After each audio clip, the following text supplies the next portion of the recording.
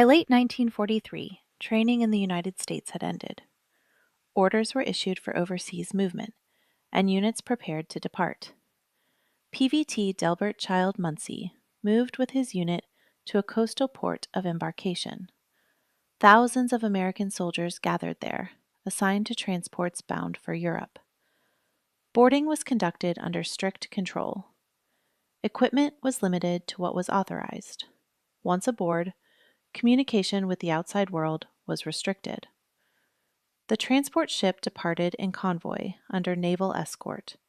Routes were classified, and the crossing was made under blackout conditions due to the threat of German submarines. For many aboard, this was their first time leaving the United States.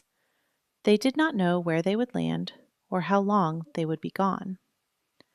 After days at sea, the convoy reached the British Isles. The ship entered harbor, and the troops disembarked onto English soil. England marked the final stage before combat.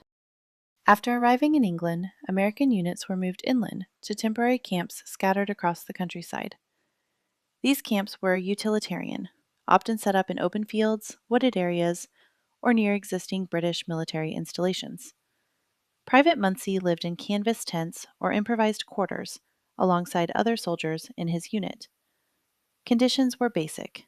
Heat was limited. Mud was constant. Personal space was minimal. Daily life followed a strict routine. Reveille came early. Roll calls, equipment checks, and physical training filled the mornings. Afternoons were devoted to drills, maintenance, and instruction. England was already a nation at war. Rationing affected civilians and soldiers alike. Aircraft traffic was frequent, and air raid warnings were familiar. Contact with local civilians was limited but memorable. Villages were older than anything most Americans had known, and the effects of war were visible in everyday life.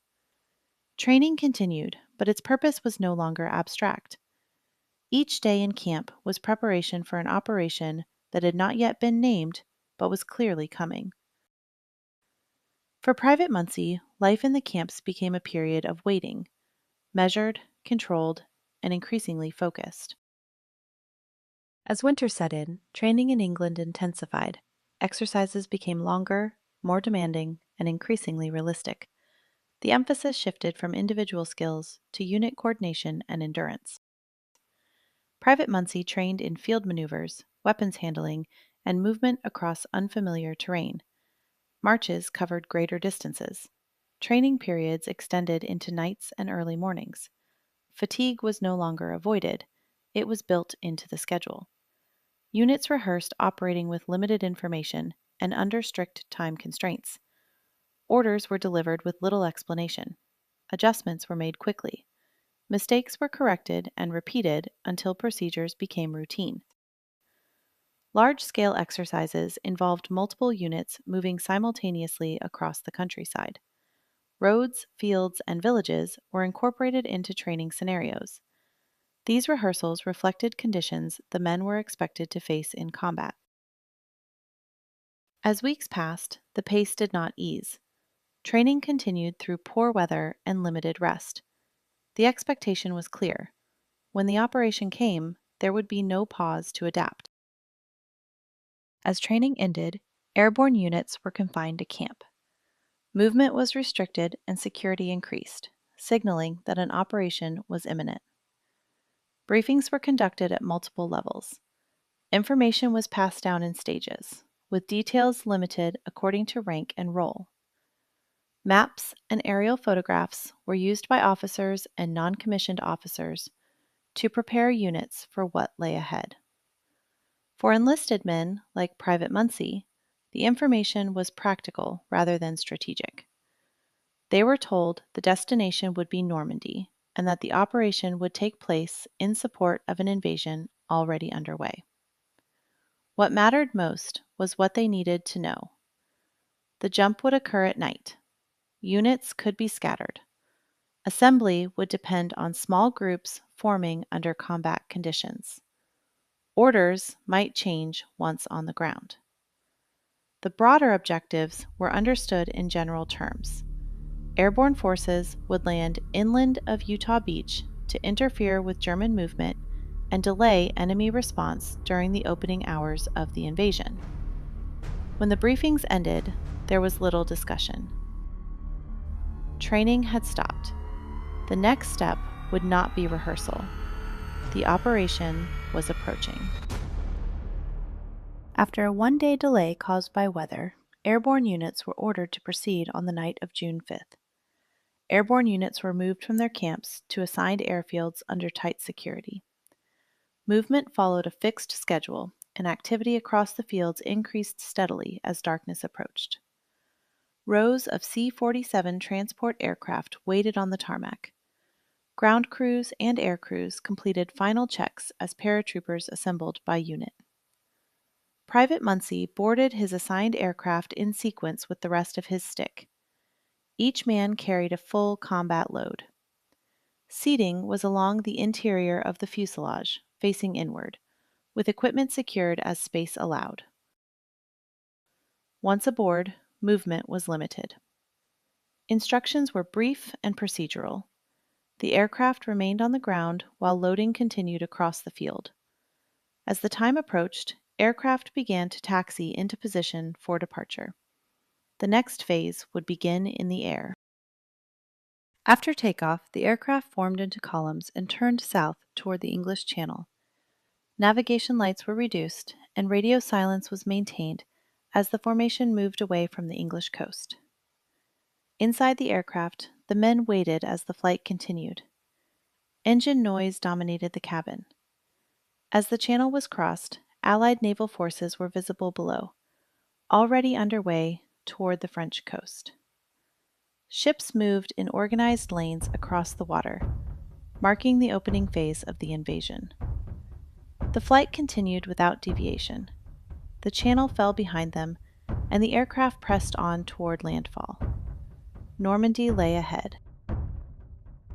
Ground fire became visible in the distance. Tracers and bursts of anti-aircraft fire marked the coastline and areas beyond it. Paratroopers reached the ground across a wide area of Normandy, often far from their intended drop zones.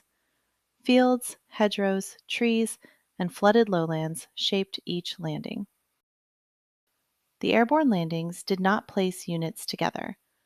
Paratroopers were scattered across miles of countryside, separated by darkness, terrain, and enemy fire. Men landed alone or in small groups, often without clear knowledge of their location or the status of their unit. The invasion did not unfold as planned, but it moved forward. Like thousands of other paratroopers, Private Munsee continued fighting with scattered units across Normandy in the days that followed. Following the airborne landings, Private Munsee continued service as Allied forces advanced across France.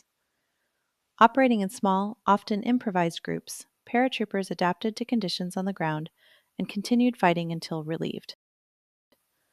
As the campaign progressed, airborne units transitioned out of their initial role and were reorganized for subsequent operations. By late summer, elements of the division were withdrawn from the front.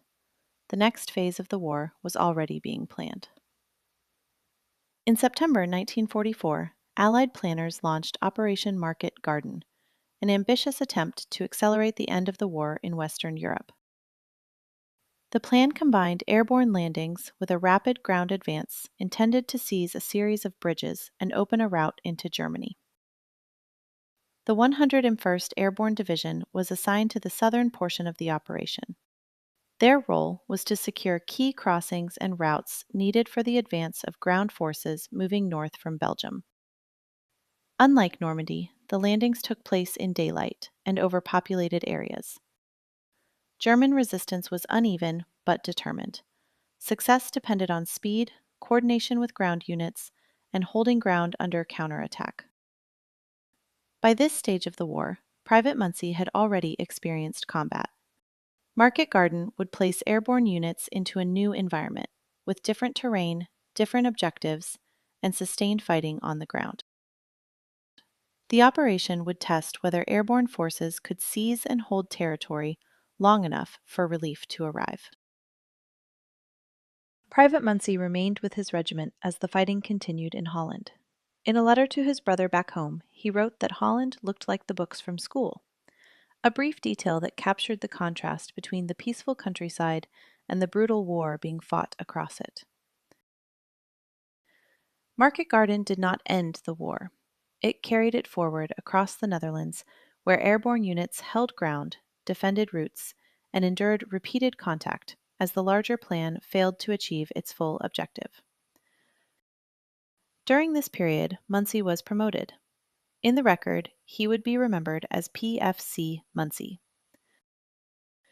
In the days that followed, his company moved into positions near Veghel, Holland, where the enemy struck hard and often.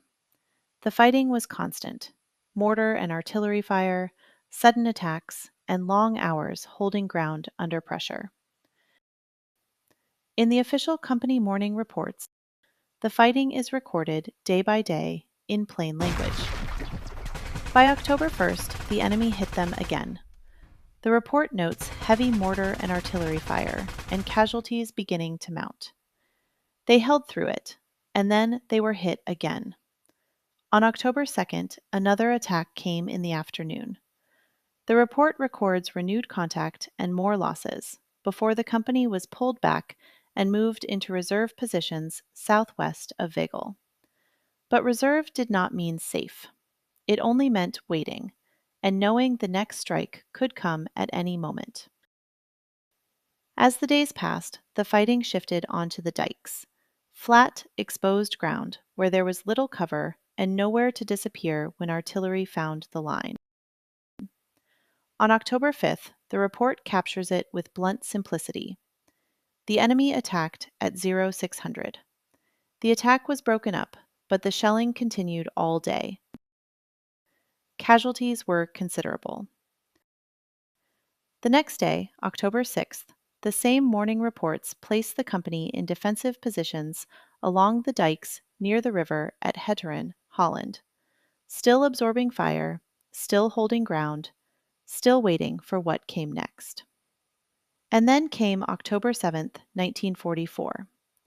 In that same official record, the same morning reports that tracked the fighting, Delbert's name appears with a final entry. PFC Munsee, Delbert C., killed in action. He was 19 years old. A paratrooper from Paul, Idaho, who had crossed an ocean, jumped into Normandy, survived the invasion, and later held the line in Holland. The war record lists his death in a single line, but the story that reached home carried something more personal. Delbert had moved to help a buddy, a friend caught in the blast of artillery, trapped in a foxhole. He went anyway. Before he could reach him, shrapnel struck. He was killed instantly. But before Delbert could be brought home, he was buried there in Holland first, laid to rest near the ground where he fell, among other American dead, far from Idaho and everything familiar. For his family, the war didn't end that day. For them, it only changed shape, from waiting to grieving to bringing him home. Weeks later, the papers announced that Delbert's body would arrive back in Rupert, Idaho, and that burial would take place in Paul, the town where he had grown up. His funeral services were held at the Paul Ward Chapel of the Church of Jesus Christ of Latter-day Saints. Military rites were conducted by the Paul American Legion, and when the service ended, he was laid to rest in the Paul Cemetery.